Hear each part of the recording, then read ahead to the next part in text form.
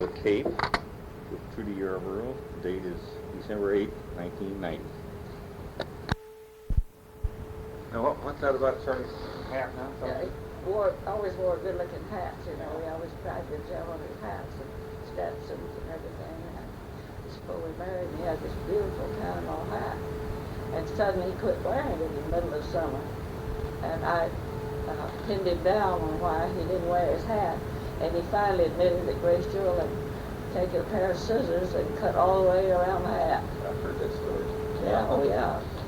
And then wasn't there a time when Dad had hurt his neck or well, he had a breaking out on his neck of some kind. It was a shaver's rash or something, sort of a rash, and he probably scratched it and it was really sore. It kind of stabbed over. And Grace Jewell was a little girl who tore the She scab. was probably 5 or 6 years old. She came up and grabbed me like that. David broke all those things over. It's called being a sin. she could think of more things, but she was kind of a cute little kid too. Now, did you guys like you and Granny and Granddad Yarborough and Jack and Grace all live on Price Avenue on the same block? One time. Another time, we didn't. Jack and Grace moved over on some other street. I don't remember. Then they moved out in the country, you know. That's right. They did live up in the country. I remember that now. They lived up in the country. They had a place, a cow, didn't they? Yeah. Butcher a hog out there one time, and I had some sort of a childhood memory of a hog being butchered. Maybe he brought in some guys that knew what they were doing. I think maybe he bought it. I'm not sure. Then he had a goat when they lived in town. You remember? Oh wow. I do remember that. So, and he had a farmer's instinct, didn't he? That. yes, I think he did. Was he a good business partner at first then when you guys started up the coffee business and so on? Was that all? Was he a good business partner in those days? Not really, wasn't he? He was a good, great salesman and had good ideas, but as far as the other part, he was not good at. He didn't have the coffee background that Charlie did, see. And Dad Yarborough got him a job as a salesman, and they lived out in Amarillo. And Grace, it wasn't the most pleasant place to live in the wintertime. Grace was homesick all the time. For Waco. To be with her parents. Yeah. So she'd never lived in Waco up to that time, as far as I know. And then Charlie and Jack were always great friends. And they, when Charlie was let out by Jim Boyd, or he quit, I'm not sure which way. Now they formed this partnership, and also Paul Granberry and Dr. Osborne put a little money in it. Help finance. Charlie had some money saved. Jack didn't have any, but he had lots of good ideas. You know. And he helped build some of that equipment. Jack did. Yeah, yes, so he was handy in that way. Oh yes, he built a stoner, I guess it was. Charlie was never good at anything, but he could get the ideas and tell Jack, and Jack could build it. So Charlie went over to Mr. Right now his name escapes me. It was he was head of the Cooper Company coffee department. Gohagen, Mr. Gohagen. Yeah. Get his advice, and Mr. Gohagen said, "Well, I'm glad to help you," but said one of the best informed men that I know is your father. Asked, see what he can't help you. So Charlie got the ideas from the two, Mr. Gohagen and from Dad Yarborough, on how to build a stoner. And Jack built it. Well, that's to separate the stones from the coffee beans. It's very important, because if you didn't have those separated before you roasted them and get into the grinders, it could kill your grinder. So, or if you sold whole beans, you wouldn't want your customer to get the rock. So, and Jack built that, and he saved a lot of money. It didn't cost too much to build it. So he made his contribution that way. Then. Yes, and great ideas. One of our best sellers was Target Coffee Company, and I really think that was my idea, because Grace was gone, I think, and one summer evening we were sitting on the porch talking, and we spent lots of hours talking and planning, and it was fun. And I said, why can't you, for some of your best customers, why can't you put a top quality coffee in a 25-gallon can? So they both thought it was a good idea, especially Jack, and he named it Target brand. And I guess he helped design the label. And that was a tremendous seller. And they would go out with these big cans of coffee, and a lot of the big merchants would buy the 25-gallon cans of it. I remember those big cans. Yeah. And Jack came up with the idea for the dime brand during the Depression. People couldn't buy but a little bit at a time. They had dime brand, and then they had nickel brand. And as the Depression got worse. Oh yeah. In other words, people were going to buy nickels worth of coffee. Yes, during the Depression, you know, the money was so hard to come by. Yeah. And it was, the times got hard, because for a while they were really riding high. It looked like we were headed for, you know, really something big. They had about 5 salesmen one time, counting Jack. And Jack Holland, we had hired Jack Holland as the roaster, a shipping clerk, and several girls in the packing department. It was at one time a pretty big operation. Yeah. And we moved out of that little joint into a big office, and then got the building next door. To the railroad factory. And had the railroad there and bring them coffee by the carload. Did you actually get furloughs of coffee delivered right there to the door? Right there to the door. And so had not the Depression come along, you know, they really would have done it. And then in coffee business, like in so many businesses, you can't buy just the present, you have to buy futures, especially in things that so where weather plays such a part. And you know, you have to be sure you'll always have a crop. So you buy ahead. You buy ahead, that's futures. And they had quite a bit bought ahead. And the bottom dropped. And the market dropped, and they tried to honor them, you know, all their commitments. And for quite a while there, they were losing about $1,000 a day. So, Wiped them out pretty quickly. yes, and Artist Builders.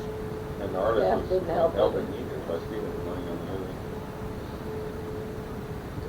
Back in those days when you would, like your friends, those days when, you know, all of your friends, and you guys used to, I remember in the summertime, you guys used to have the lawn chairs, you used to sit out in the backyard. That was fun. Talk. We'd have Have a lot of fun, though. backyard suppers, and we had a good time. You had a really nice kind of crowd that you We did. hang with, didn't you? Lots of friends. Lots of good friends. The Wises Wises. We worked with Gladys's sister Mamie and her husband Clyde McCarthy. We were friends, but not so close. And Joyce and Sparks and the McDaniels and quite a number. They were bishops.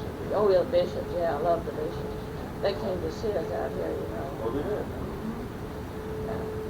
By coincidence, Joyce and Barbara visited here, and they didn't want to stay with us. They wanted Joyce to get her an hotel, and we got one over in Yuba City. And we didn't know the Bishops were coming. They were doing a tour. So they turned into that same motel. And when they began to register the woman at the desk said, well, we have some other people from Waco living here. And they asked who it was. Well, it was Joyce Bott and her daughter Barbara. So we had a wonderful reunion when the Bishops were here. That's the small world. Fun, yeah. That's great.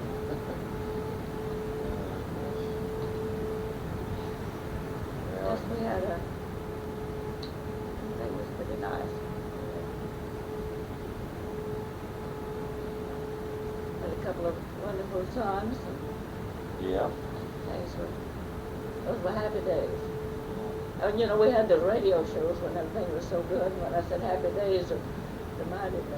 I have to take your contact out. Well, no, it's okay now. There was a song that it was Happy Days Are Here Again. That was our theme song on the radio.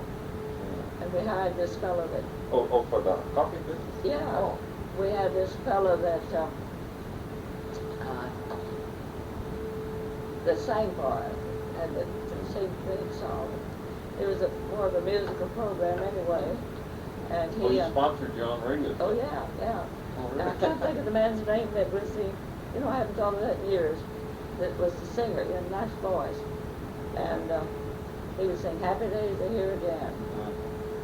That's all I can think of for the song. I was thinking last week, I was remembering things that I was thinking about. Please pass the biscuits, Papa.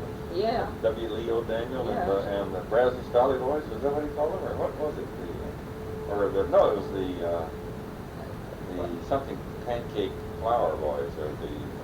No, whatever his Yeah, flour that was company what it was. The Brazos Dolly Boys. That's a later band. Yeah.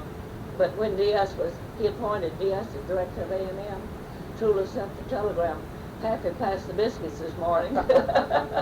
He appointed Uncle Diaz. Yeah. We knew what that meant. W.B. Pappy O'Daniel. Then later, of course, he went on to the Senate. He went to the Senate. He was elected governor, but I can't remember if he went to the Senate or Yes, I not. remember he went to the Senate.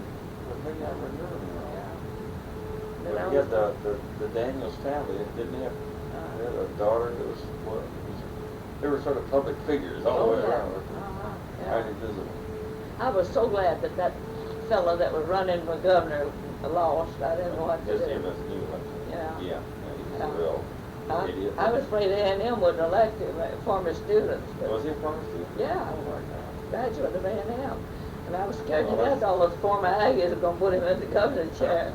But they got so, Robert said they got so, he was here before the election, but he said they got so his campaign staff and everything tried to keep him from talking any place, because every time he talked, he opened his big mouth and said something wrong.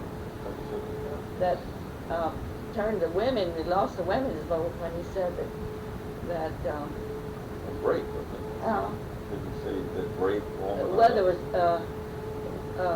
weather was just like being raped. You might as well relax and enjoy it. Yeah. So That's a stupid thing to say in this day and age. wasn't it? That's the kind of talk that used to be done in the locker room. It wasn't right for the governor. It's not right anymore. For Governor Levin. Now, and Gloria Steinem and that bunch, Betty Creek. Yeah.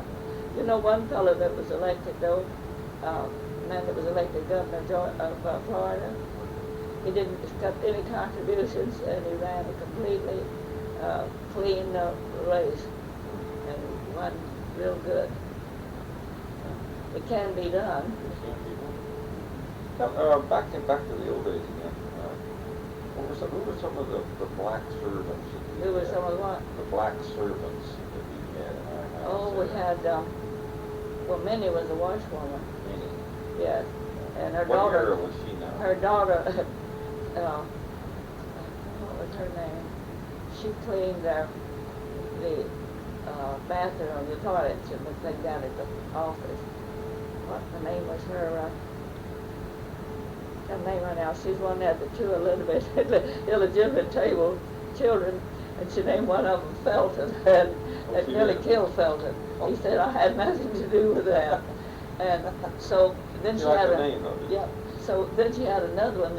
So Grace said, "What did she name this one?" And Minnie said, "Oh, she named that after her girlfriend." And Grace said, "Well, what's the name?" She said, "Rudolph Jr." Rudolph Jr. And for her girlfriend. Wow.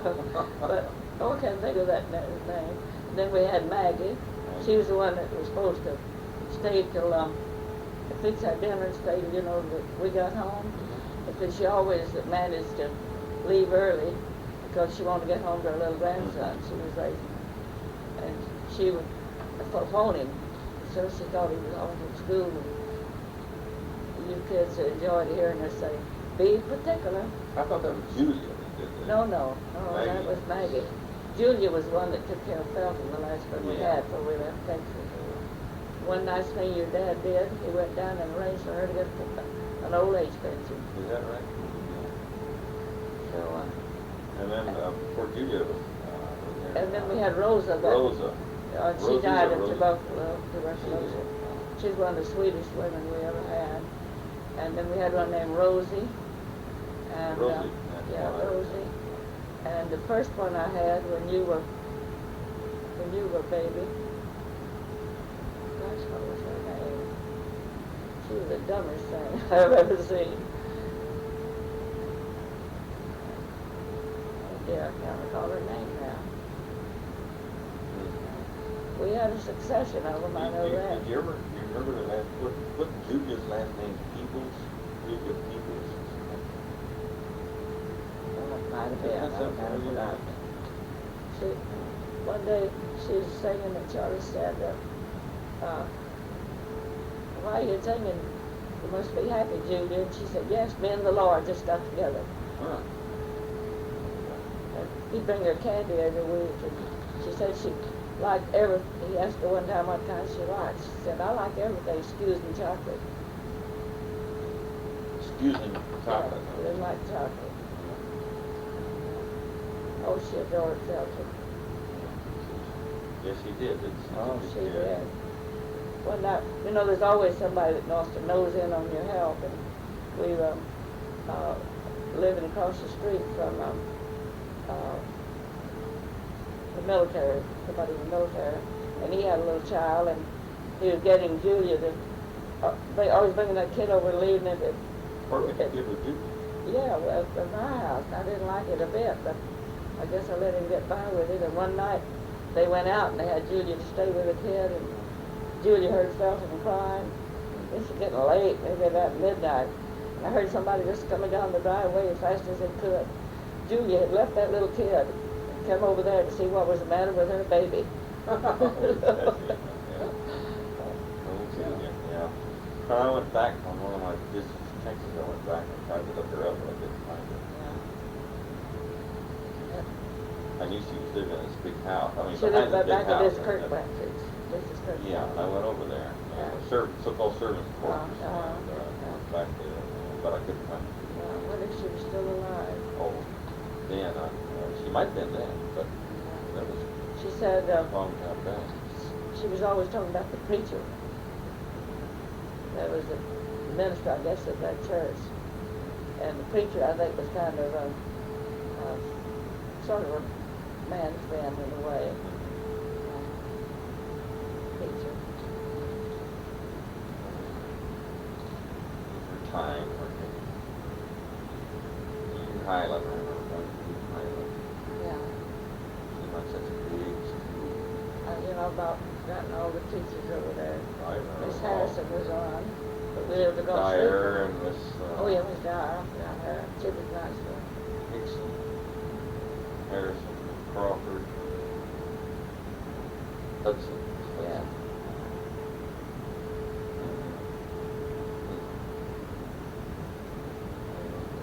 Mrs. Hayes was a private school. I remember Mrs. Hayes.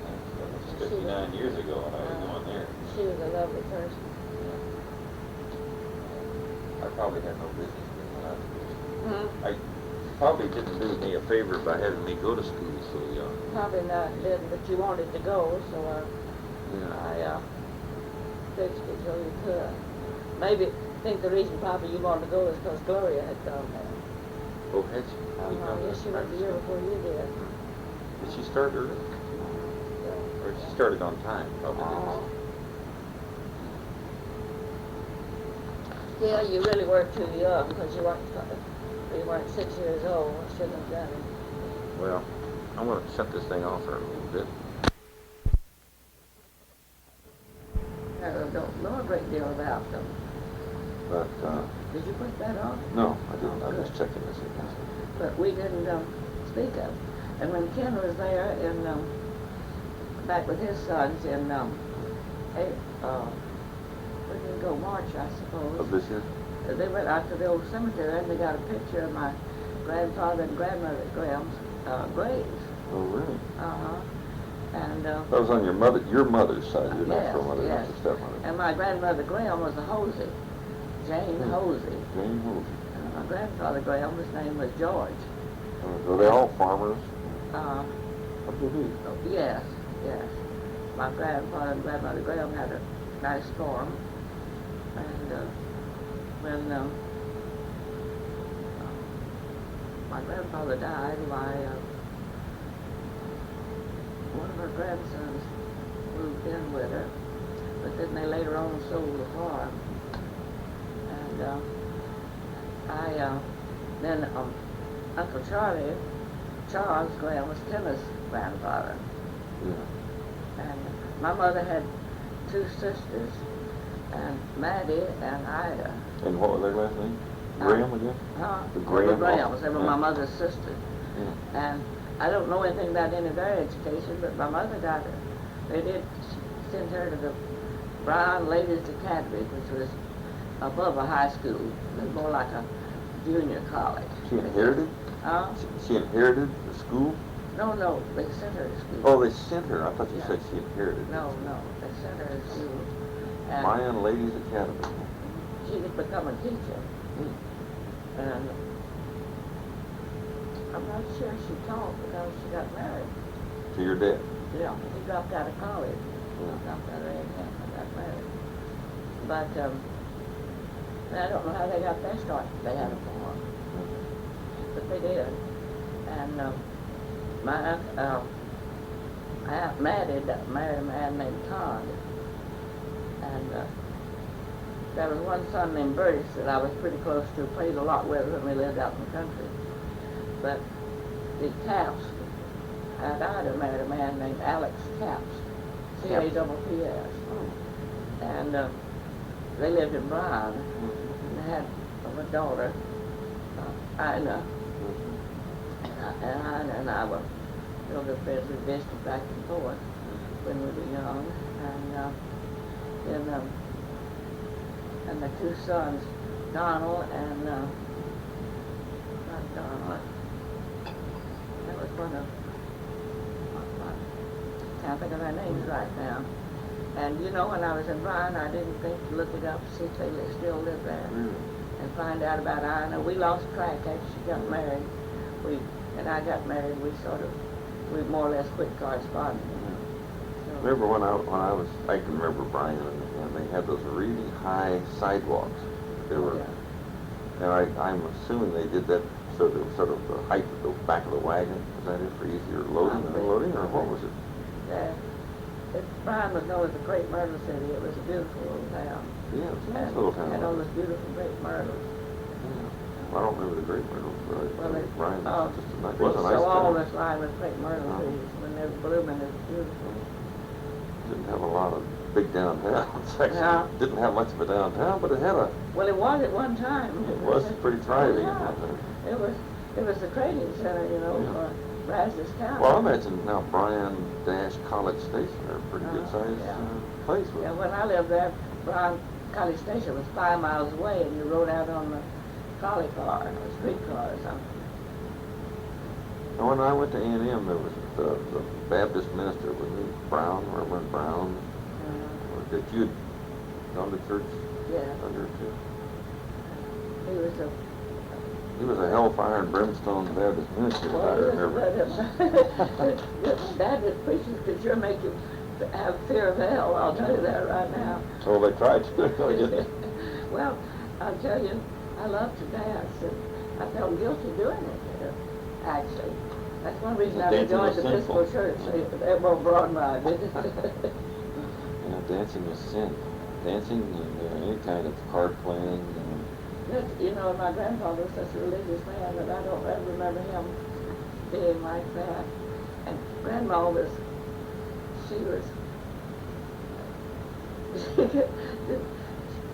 she had enough of preachers and everything. She wasn't all that good.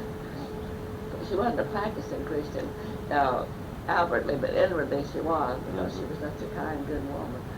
And any woman that would take 3 little kids and and bring them up. And I mean, she didn't bring us up. My father got married again, and but she had But Hal. she took you and Hal and Felton. They kept Felton always, and then Hal went back there. And now, how long was it before your dad remarried? Within a year, less than a year. And that's Grandma and Alfred and I went and thought he disgraced the family. Is that by not waiting long enough? It wasn't respectful not to wait a year. Yeah. And what was her maiden name? Your stepmother's She name? was also Brown. Oh, was she related? She's my mother's first cousin. Oh, for God's sake. And very young. She was, I think, only 20 or 21. So there was a strong connection to the Grahams for all of the kids then? Oh, yeah. Kenneth and Thurston, too, then? Well, which one was it that sort of a relative that owned that nightclub there in Bryan? There was the Onyx or something like that. That was one of my... was that a Graham that owned that? Well, it was... That was kind of... After my day, I think it's one of my cousins married a man, and they had it together. I don't think it was one of Kenneth's uncles, blood uncles. Well, that was a bare-walled, smoke-filled, noisy college. Yeah. I think one of the... redneck joint. Beer joint. One of, I think maybe Aunt Ellen's, cousin Ellen, she wasn't mine, and her husband had it. She played the piano, what a dream by ear. And she was so beautiful later. My stepmother died by, and my father, I guess more or less fell in love with her. And when Kenneth told me this, not too long ago, that the day that my father took his life, I guess it was that same day, or maybe the day before, Kenneth said he remembered that his grandmother, his Aunt Lee went out to the mailbox and she came back with a letter, and she handed it to Ellen and said, "Here's a letter from Putt." My father's name was Putnam, and most people called him AP, but some of them called him Putt instead of pretty short. And she went into her room and read it and didn't come out all day. And later that day, or the next day, they found out my father killed himself. And so... she burned the letter, I guess. Huh? Yeah, she never told what was in it.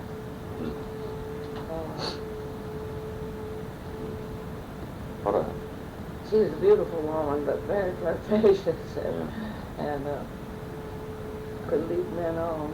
And your father did himself in. How old was he when he took him? In his 40s? I got my little book in here. Very young, about in his early 40s. Early 40s. That must have just shocked the whole family. Well, it was a terrible thing. I'll never forget the man that I was at home in the summertime, and my stepmother's sisters had the house, and I stayed there, and so did my dad. And when summer came, they left. One of them was school teacher, and the other one, I guess, was studying to be one. I'm not sure, but they went back out to their father's farm for the summer. So just my dad and I were there, and I had a little old girl, a colored girl that helped me some, but I was trying to fix a little dinner, and it was getting on to late afternoon, and this man came up. Al was obviously shaken when I saw him. I knew that something was wrong, but I didn't know what it was, of course. And he said, "Your father just shot himself." He came right out that way. Yes. And I don't think he said he killed himself. I believe he just said, "Your father just shot himself." Or maybe he said killed himself. I said, "Call my Uncle Diaz." And so I walked to the kitchen, turned the burner off under the things I was cooking, and just waited till Diaz came. And one of Diaz roomed at Aunt Faye's, and his roommate was another college professor named Waltz. his last name, and they came together. And I'll never forget that Diaz didn't stop to change into shoes. He came in his house shoes. Hmm. And then after that, I don't think it just kind of... A little blurry after that. But that one scene, Yeah. I held on till he got there. yeah. It still gets me. Oh, of course it does. Well, some of those things come back sharp. Some of those things come back awfully sharp. Yes. I don't know how long that when that play was there. I mean, that when and Uncle Newt was there or not, but and I don't know if we arranged about before they left, if we arranged that I was promoted and got my grades. I didn't have to go back to school. Mm-hmm. But this was in May when Almost through the school anyway. so I got my good grades and I went home without winning nothing good. And then did you, and they lived in Waco? We lived in Waco. So you went, And, no, they lived in Fort Worth. I don't know what they moved back to Waco after I graduated from high school and after I had the year of the business school. And then Hal and Felton went with Hal and Felton with Grandma. Well, they were already there. Grandma Buchanan? Uh-huh. And then, I say Hal was already there. oh, he was already? I mean, because after my stepmother died, he went back out there at the farm. And what about Thurston and Ken? Uh-huh. What about They went, Ken and Thurston? well, it happened when my stepmother got so sick. Hal and I had both had the flu, and she, I guess when they got